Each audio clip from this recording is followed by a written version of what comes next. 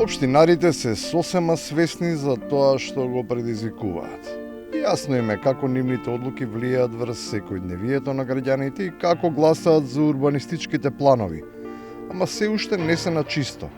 Од каде им доаѓаат таквите идеи?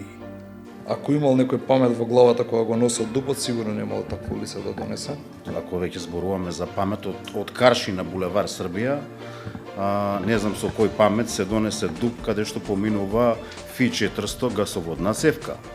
Изгледа дека во одредени клучни моменти се случува некој прекин во комуникацијата меѓу двете страни на мозокот, што ме евидентно дека при носење на некоја одлука им се случува хаос со капацитетот на способност за расудување.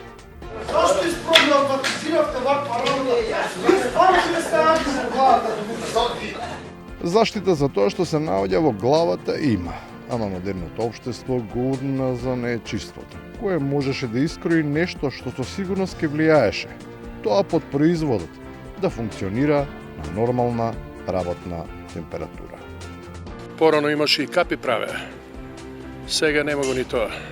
Штом нема помош од шнајдерите, способноста на општините во спроведувањето на самоуправата е на такво ниво, што тие ни за себе не можат да си ја скројат капата, а камоли да се погрижат да не им земне и останатиот дел од телото.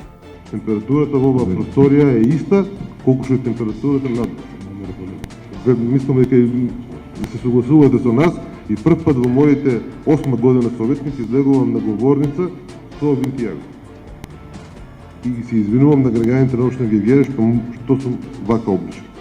Но проблем не е само загревањето на општинските простории. Според едно свежо откритие, утврдено е од каде потекнува се, каде тоа лежи зајакот. Прашањето за високите цени е клучно и тоа е присутно 24 часа. Граѓаните се убедени дека мајка на сите проблеми се високите цени во маркетите, поради што трговците станаа омразени личности. И на крајот, кога и без прекрстување со левата, може да се свати дека неомилените ги интересира само десната рака. Епа, десната дека ќе дадеш, а левата дека ќе земеш. Зашо е тоа така? Дали со десна секој ќе дава? Па да ти кажем, не сум толку побожна и не ги толку тумачам тие работи. Меѓу суеверието и побожноста разликата е мала и може да збуни. Исто како на лепницата. Помалку трошоци, повеќе за тебе.